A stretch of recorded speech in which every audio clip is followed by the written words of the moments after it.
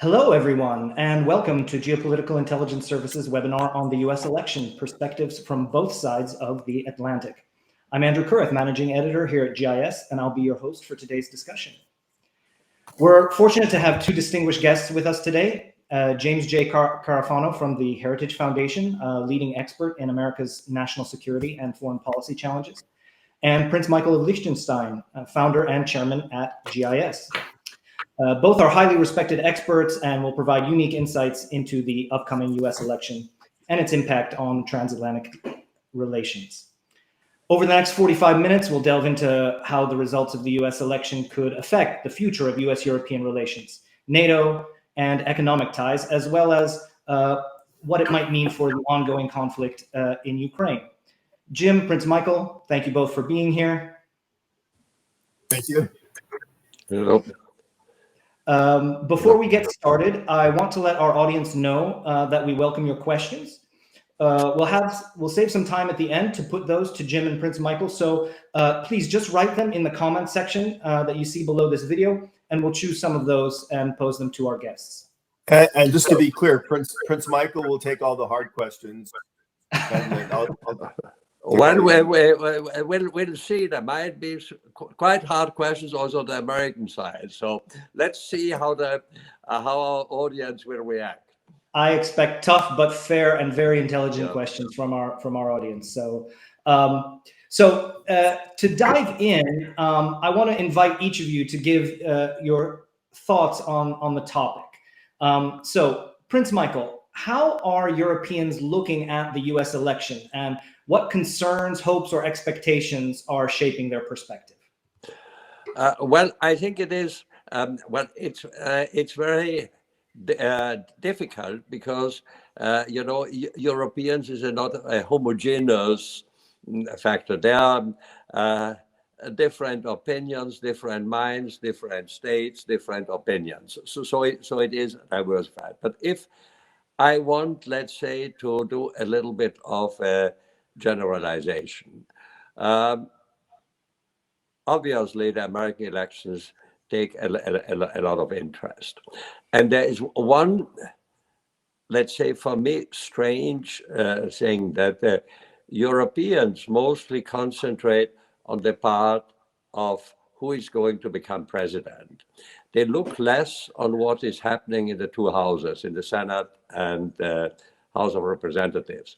And actually for the next period, I think it is as important the president as the House and how they will work together, because they have to work together. What concerns, or let's say the broader public, mostly if we look at the economy, they think about questions of trade, protectionism, etc. Well, I think, unfortunately, I'm actually a proposer of free trade, but unfortunately, all bigger economic blocs are protectionist. And we have also seen, and then it was said, well, Mr. Trump will be exceptionally protectionist. And there was also in the first Trump administration a sort of tit and tat between Europe and the US. But we must not forget that Europeans are also protectionists. So it's not only one side.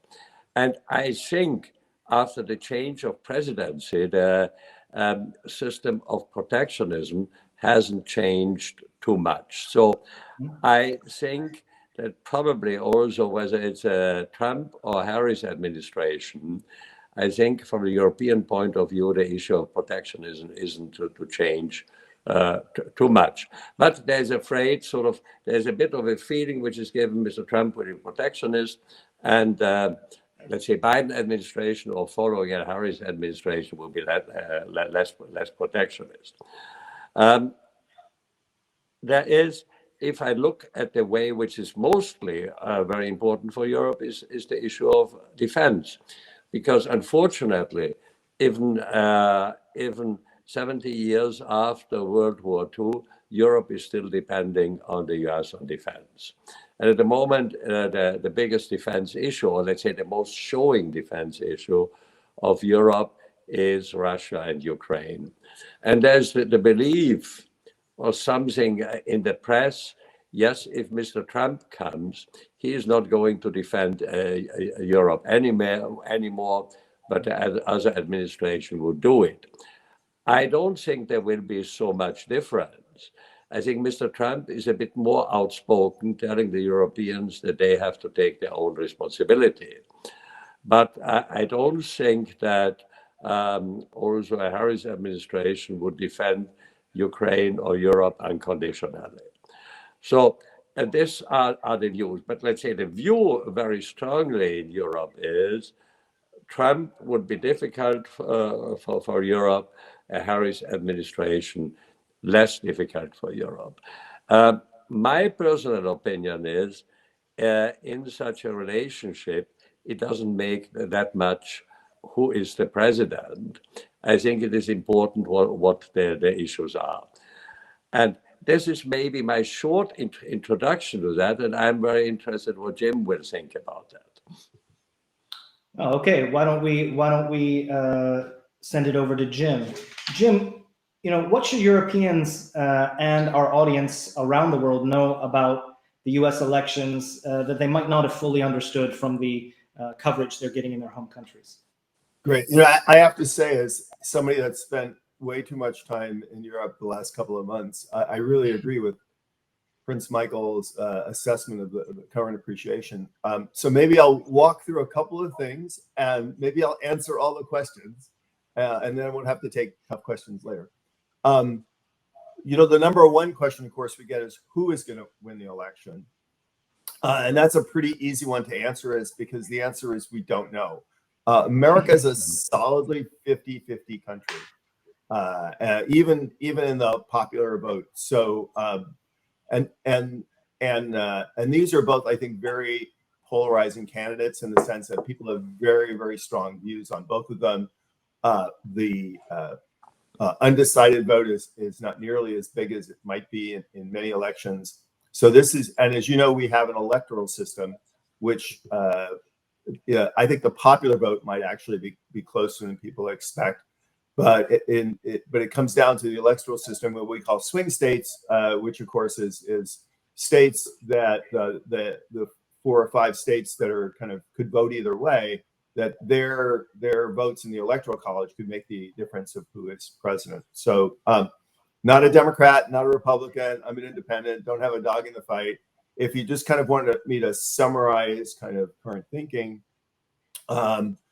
There, of course, was enormous expectation when Harris replaced President Biden. Many people saw that he was, mentally and physically failing. They thought a new candidate would refresh the Democratic enthusiasm. Most of the polling that you look at really suggests that her popularity peaked at the convention and the nomination, and it's difficult. I mean, just candidly, I think it's difficult to see what would bring renewed momentum to her campaign. So the question is, can she finish the races strongly with support as she entered? Of course, we already started early voting. Some people in the United States are already starting to vote. On the other side, President Trump's been remarkably strong. I think what people most have to understand about American politics is our political parties have become less ideologically and geographically diverse over the last 30 years. So our Democratic Party it's a progressive political party. Our Republican Party, it's a conservative political party. President Trump sadly has the support of conservatives. We like to say there are only 2 voters in the Republican Party: people that love Donald Trump and people that love everything about Donald Trump except Donald Trump. But they're still gonna vote for him.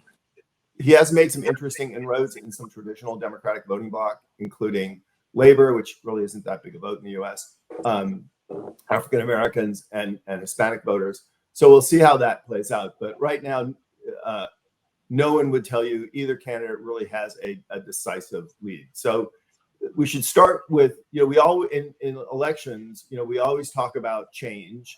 But Prince Michael's right. We also want to talk about continuity. And I think one of the very, very clear things, and this is really indisputable, I really don't understand why Europeans are so divided on this.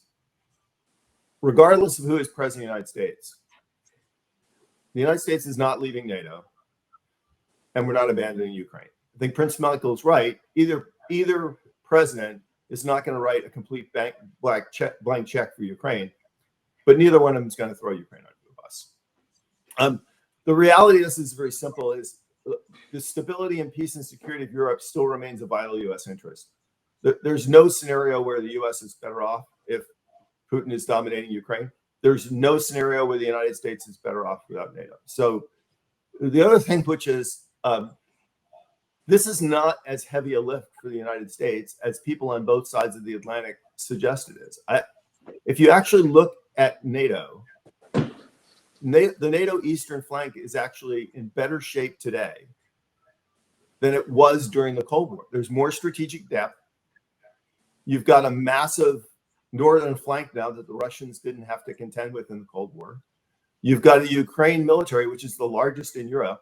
And regardless of whether Ukraine is in NATO or not, Russia cannot invade NATO and just kind of wave at the Ukrainians as they drive by. And on the southern flank, you have Poland, which is really the cornerstone of the new Eastern Front, and which under both liberal and conservative governments has demonstrated remarkable commitment to Polish defense, and that's anchored in a very good and building Romanian military on the eastern flank. So I actually think that front is more defensible than it's ever been. No American president is going to abandon that. Quickly on the Harris presidency, some people say, well, it's very easy because if you look at the people around her, it's the same people that were in the Obama team and then the Biden team. So in many ways, the obvious answer is you got what you got. It's a continuation of Obama, Biden, Harris foreign policy. The vision's very similar. Even the methods are very similar. I take some issue with that because I think there are elements of Obama, Biden, Harris foreign policy which are simply unsustainable over time. And regardless of whether their impulse is to let's just keep doing this because this is what we think works, that a Harris presidency would be faced with some tough choices. I think the obvious answer one is the Middle East. I mean, the process of engaging Iran simply hasn't worked. And the process of just saying, well, I'm for a two-state solution, I think they're going to she would have to make adjustments to Middle East policy. I don't see how you could do otherwise. I think energy is another one. I don't think the plan for green transition and net zero is sustainable. It's not sustainable in the US. I mean, we cannot sustain this level of subsidies and higher energy prices with the large public debt we have.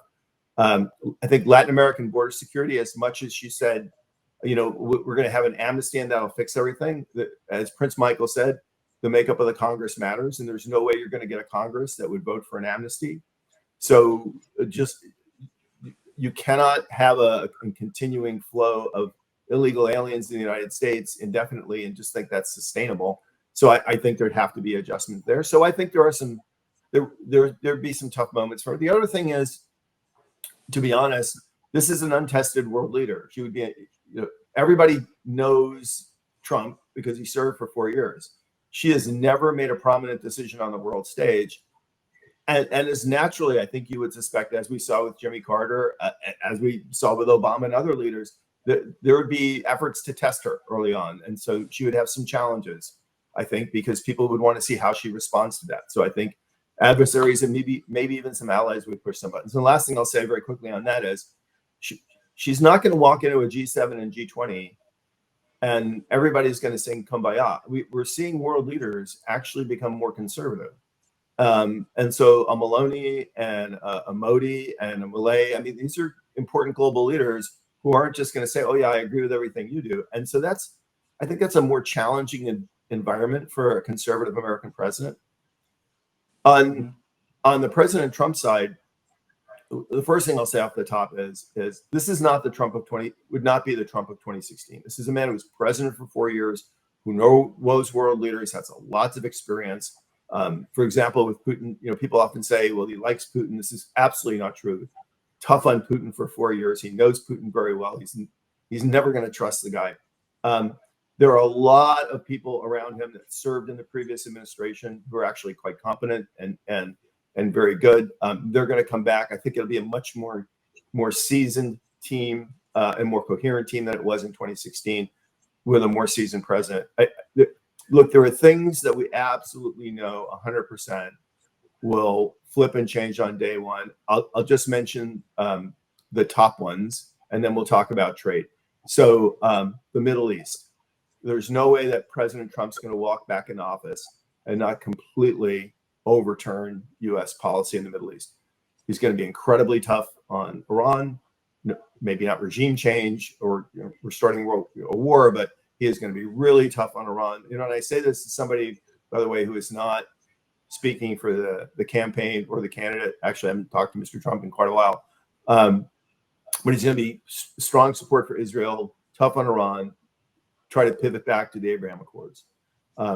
Energy policy is the other one, which is obviously going to change literally 180 degrees. Instead of we will sacrifice anything and absorb any collateral damage to hit net zero goals, it's going to be we're going to put as much affordable, reliable, abundant energy into the global markets and into the American market as we possibly can. And we're going to do that as quickly as we possibly can. And it's going to be all of the above: oil, gas, nuclear. And our belief, and the belief is that prosperous countries with strong growing economies and ending energy poverty in the developed world is the best way to ensure that countries and nations have the capacity to deal with not just environment and climate change, but with all their needs. So I think that tsunami will come on day one. And the third one I'll mention, of course, is border and immigration security, which has impact not just on the border, because it also extends into Latin America, and it extends to every country where we're receiving significant illegal migration from. And today, that increasingly includes Africa, Asia, and the Middle East. These policies are going to change 180 degrees. So I think those are the massive tidal waves that we know would hit us on day one, and we should be prepared for that. Prince Michael's point on the economy is spot on. Actually, if you look in the Biden administration, there are more tariffs and protectionist measures put in place in the Biden administration than there were in the Trump administration. So this is not a question between a free market president and a president that is introducing protectionist measures. I will say that Trump's, in addition to growing the economy and creating as many jobs here as possible, Trump's pacing concern is China, which he sees as not just an economic problem, but as essentially the pacing problem for America across the spectrum of military, political, diplomatic, economic. Trump came into office in 2016 believing if he had a trade deal with China and he fixed the trade deficit, problem solved. He left office believing that China was way, way bigger. In 2016, the plan was we're going to get a trade deal with China and the rest of the world is just economic collateral damage. Once we get a trade deal with China, we're done. I think that's changed. And so the question will not be, is Trump going to tariff the world? Probably not. Is he going to punish everything that's not made in the United States? Probably not. This is Trump's ways of saying we, America, are going to be super serious about growing our economy and eliminating strategic dependencies on China. And you can be part of that family or not. And it's kind of your choice. And if there are solutions that grow jobs here and grow jobs in your country, then awesome. And so I think, particularly in US and Europe, what those trade policies look like will be shaped as much about what Europeans bring to the table as opposed to what the US brings to the table. And to be honest with you, I think in Brussels and in Berlin, they get this. They understand that if Trump is elected, that they've got to come to the table and say, look, this is what we think we can do together that makes sense. And if it's positive and constructive, and it's not just about regulatory normalization, normalizing regulations between the US and Europe, and it's a positive pro-growth agenda, I think the U.S. will respond very positively to that. So I agree. I completely agree with Prince Michael. We make too much of that somehow on January 20th in 2025, if there's a different president, that the relations between Europe and America will completely be blown up. I don't think that's true, but I think, and this to me is maybe the key thing, as much of that relationship is what is the European leadership going to bring to the table, not just what are the Americans going to demand from you. Thank you both so much for that. I do want to open up the portion of the webinar for questions. I see we have one or two. I'll get to those, but I just want to ask you one thing that we should mention, and absolutely, Jim is an independent. He writes for us at GIS very often and is very fair with both sides. I should probably mention that the Heritage Foundation is a conservative organization and works pretty closely with the Republicans. And what I heard was Prince Michael being pretty diplomatic. I heard, some very positive things about Trump. Less about Kamala Harris. And what I'd like to hear, maybe I'll start with Prince Michael, is if there are any, what positives might come, especially in transatlantic relations from a Harris presidency. Is there anything specific, or maybe there isn't, that might come up from a Harris presidency potentially over a Trump presidency? Well, I think the following, and Jim mentioned it, Kamala Harris on international relations is untested. We don't know how she is. The other thing is she probably will rely on the same people as President Biden did and President Obama. So I don't think it will change too much. Now, how she will then sort of the chemistry will work between them, I don't know. It's totally untested. What is, if I look at the two sides, when I look at one thing, we know that both Trump and Harris will actually boost up again the federal debt. I don't think there will be a reduction neither here nor there. I think that will be pretty similar. On the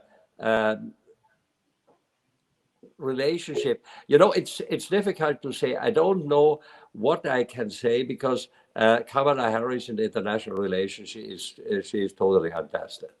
That's a fair point. Jim, you've told me that what we're trying to decide in the United States right now is whether we're a center left or a center right country. How bad will it be if we decide we're a center left country? Well, I think that's a great question. I actually think it's going to take a couple of election cycles before we decide that. I mean, this is really an important point. I mean, we often think of America as, well, you have Democrats, you have Republicans. The way you get to political stability and aggressively move forward on policy is you meet in the middle and you compromise. Well, increasingly that's difficult because they're not a Republican and Democratic party. They're a conservative party and a progressive party. And unlike in Europe, where you can form coalition governments and make compromises, one side gets the power and the other side doesn't. Prince Michael made a really important point. We're likely to have a Republican Senate in after this election. Actually, in the next election cycle in 2 years, we might have a Democratic Senate. That's going to make a huge difference depending on who wins. But I think it's going to take a couple of election cycles. And the way we're going to get back to kind of real strong political consensus in the United States, is somebody's going to have to win a couple of the cycles consistently. And that's going to move the center of the country. And every time we start down that path in the United States, we kind of jump back the other way. So we went from Bush to Obama. 8 years Yeah. of Obama rule. And the interesting thing about Obama's presidency is, he ran as a centrist. He got increasingly progressive at the end of it. By the end of his presidency, he started, for example, being against gay marriage. Ended his presidency while celebrating gay marriage at the White House. But then we jumped right back to Donald Trump, who clearly had moved the Republican Party in a more conservative direction. And then, of course, we jumped to Biden, who again ran as a centrist, but again ruled progressively to the left. And we have Harris, who now is even campaigning as a fake centrist, but again, we know we're going to lurch to the left. So I don't think either political party sees this election as existential. What's going to happen if the party that loses is just going to say, well, we had the wrong message. If Harris loses, they're not going to say, oh, progressive ideas are terrible. They're going to say, oh, we threw her at the last minute. She wasn't a very good candidate. She wasn't a very good senator, candidate when she ran for president last time. Of course, she wasn't the right person. We're going to find the right progressive leader to carry us forward. If Republicans lose, they're going to say, oh, okay, well, obviously Trump's not the messenger of the future. Matter of fact, Trump even said if he lost, he's not running again. But in 2028, absent a lot, they're both going to run strongly progressive and conservative campaigns. And to your point, the reason why we work more with Republicans is not because we like Republicans. It's just because there's no conservatives on the other side. I did want to just quickly say on the Harris thing. One of the reasons why Europeans like Harris is actually one of my great concerns, which is I think what we saw under the Biden presidency. Biden did not push Europeans at all on many issues. Even on the infrastructure, Inflation Reduction Act, they kind of worked out their differences. On Ukraine, he didn't push him on nothing. And I think that's bad for Europe. I think Europe faces some real challenges. High energy prices are not sustainable. Energy security in Europe is you have to do that. And how do you do both? Growth is a serious issue.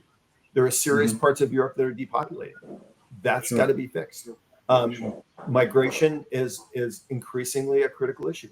And rather than having an American partner that just says, let's just do this together, I think you'd be better off with an American partner that's pushing Europe to make the tough decisions in Europe's interest. And I think defense cooperation is a good example. I mean, we all pilloried President Trump for making such a big deal about hitting 2% on GDP. Yet there's not a European country today. They may say this is very difficult for us, but every European partner recognizes the importance of increasing their contribution to the common defense of NATO. Let me just jump in there. We do have a question from the audience, and I wanted to kind of put it to both of you. And the question is if you could speak on the trend of rising interest rates and how it might affect the trade relationship, especially with how it might affect the euro to dollar exchange rate. Maybe I'll ask Prince Michael to take that on first.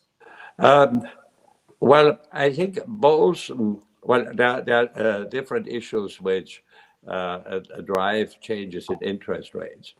I think also that US and Europe have a number of similar problems. Both have not yet really the inflation under control. There are things, it's coming up, it's coming down, etc. Both sides of the Atlantic continue with high deficit spending. So this is also, so they need more money. So I think the concern I have is less the relationship between euro and dollar. It is rather this rising public debt, the rising debt in the economy, and the way of a continuing inflation. And we know a rising debt means also a larger share normally of government in the economy. And the larger share of government in the economy is not good for economic growth. And I think both parts might run, and Europe even more than the US, in a growth problem, which was already the last 20 years. So I don't think that the presidencies will have now a big influence on that, but I think it will be the way of rising debt, certainly, well, interest rates, but I think both, whether it's the European Central Bank or the Fed, have a problem now on their monetary policy between economic growth, inflation, public debt. And for me, it's a totally unforeseeable area, because it's changing very quickly. And I think it's even a bit more complicated in Europe, because in America there is mostly one politic factor. In Europe, it's quite a number of national governments who are also working on it. So if you, for putting to the question, the answer is quite simple. As Jim said before, who is going to win the elections? I don't know. Mm-hmm. I don't know if there's anything you want to add to that, Jim? Yeah, so this is, on the American side, this is like super interesting. So let's assume what happens if a Trump wins, because I think that's where we would expect the greatest kind of shift in economic policy. Interesting in this election, debt is a big issue for American conservatives, and that's actually not traditional. It's always been an issue for fiscal conservatives, but generally American conservatives look at the national debt and they say, hey, this is a big problem for us. Largely, I think that's because they've tied inflation to the debt issue, and they think that large public spending is fueling inflation, and they really want inflation to come down. So if Trump wins, the number one issue that will get him elected is the economy. And the number one thing that his supporters will be looking for is bring down the debt, lower inflation, grow jobs. Some of the positive economic part of this we can absolutely anticipate. Energy prices coming down, lower regulatory burden, definitely not an increase in taxes. Then you start with the challenges. Trump is still a peace through strength president. He's going to want to invest more in defense. The interest on the debt is now bigger than the defense budget. There is no consensus about going after social spending. So debt and social spending are just there. And then you have growth, but then the only other money you're really going to pull from the economy is by reducing the federal spending. And there, even if he has, first of all, he would absolutely have to have the support of the Congress. So you'd have to have a Republican Senate. You have to have a Republican House. But even there, it doesn't break down cleanly. It's easy to say Elon Musk is going to come in and eliminate all these federal jobs until you're a Republican senator with a huge government office building in your state, and you don't want to see those 30 or 40,000 jobs go away. But I think reducing government expenditures in the non-DoD space will be the main part of their effort, and I think that paired with growth is the short-term economic plan. I don't think America is ready to take on the social safety set in the United States, whether it's Medicare, Medicaid, or Social Security. Thanks for that. I want to continue to encourage our viewers to offer questions, but I would love to stick with the economy, and I want to go back to this this question of protectionism. And both of you mentioned that you expect at least equal amounts of protectionism from both sides. We know that Biden continued the Trump era China tariffs, and as Jim mentioned, has even increased tariffs. However, Trump has promised not only to raise tariffs on China to something like 60%, but there are even proposals coming from him of increasing all tariffs on all other imports, including from Europe, I presume, to almost 20%.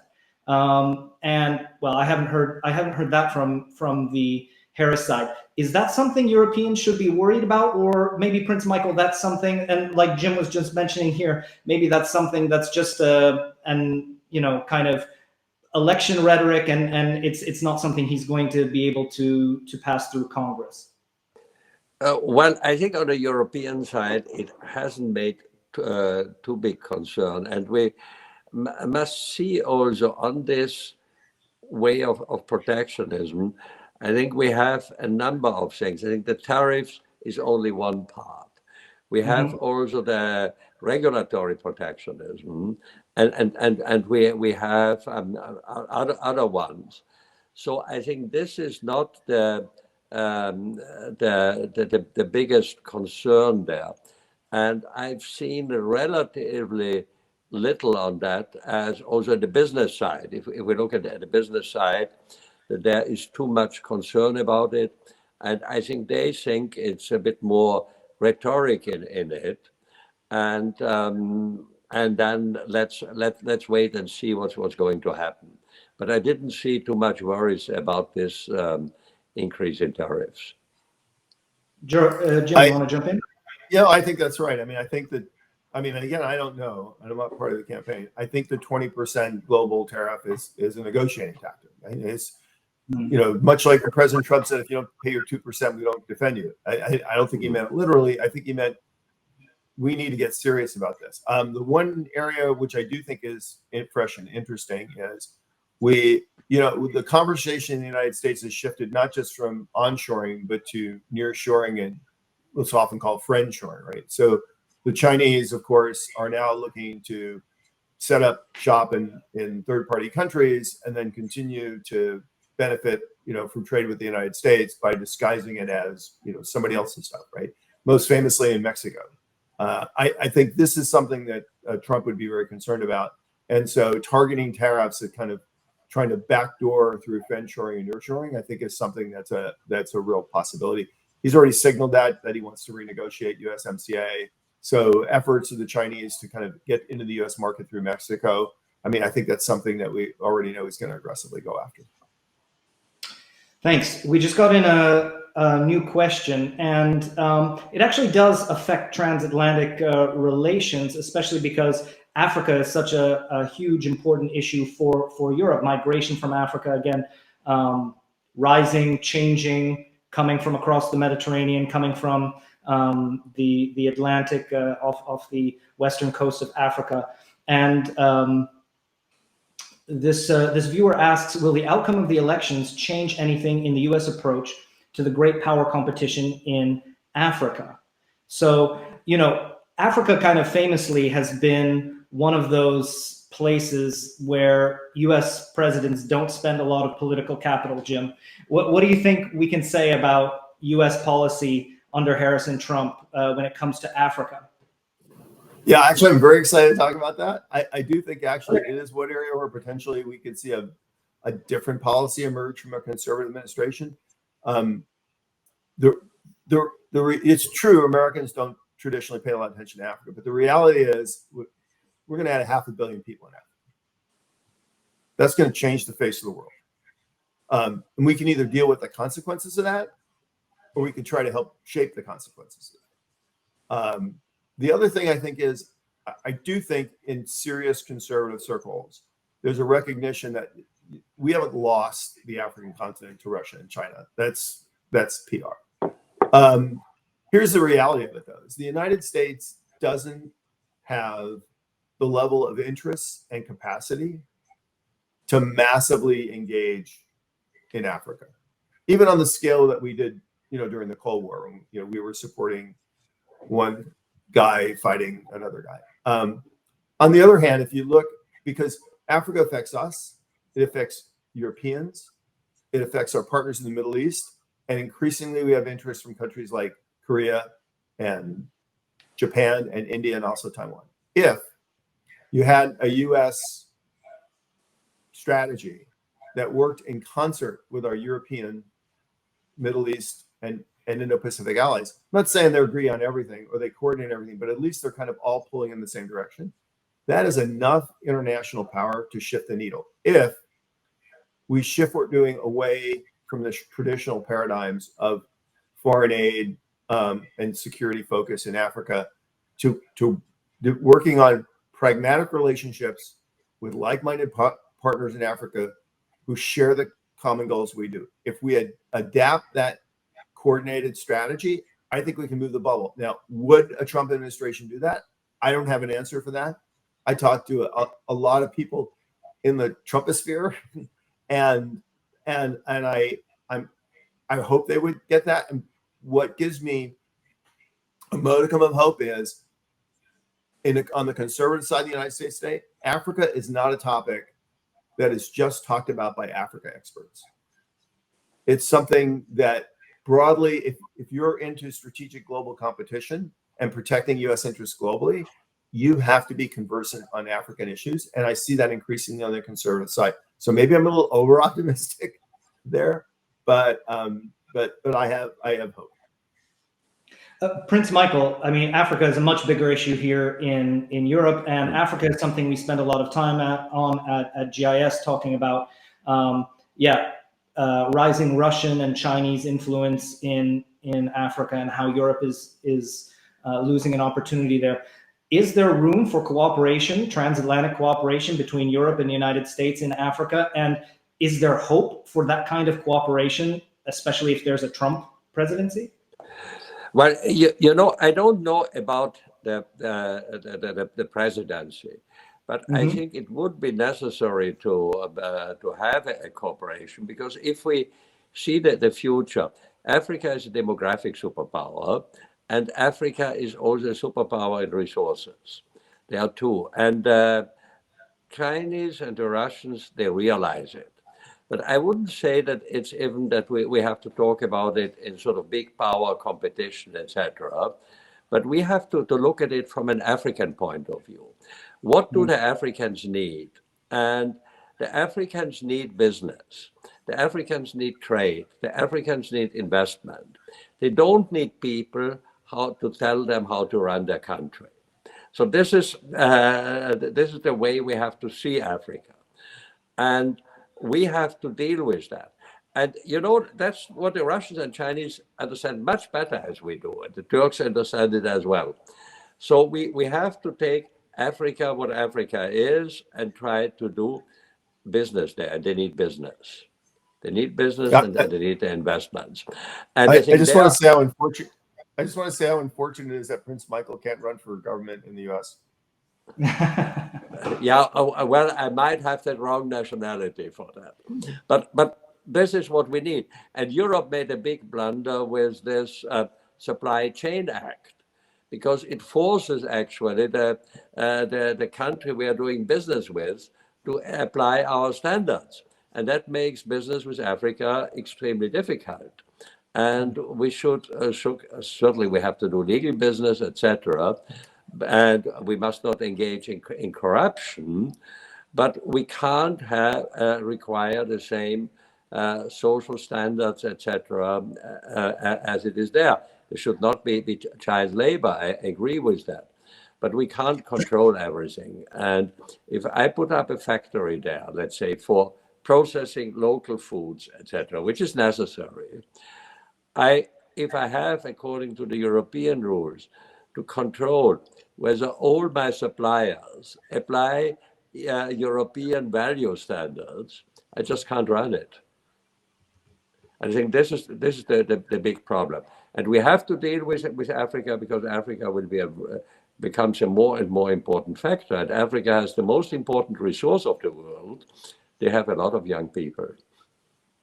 Well, there are so many more issues that we could touch on. I really wish we could talk a little bit more about defense and some of the myriad other issues that you have brought up today. But hopefully this gives our viewers just a little bit of a taste of the kind of analysis that they can find on GIS, as well as has informed them about the transatlantic relationship and how it might change or might not change over the coming months depending on who becomes president. So unfortunately, that's all we have time for today. I want to extend a big thank you to both James J. Carafano and Prince Michael of Liechtenstein for sharing their perspectives and expertise on these very important issues.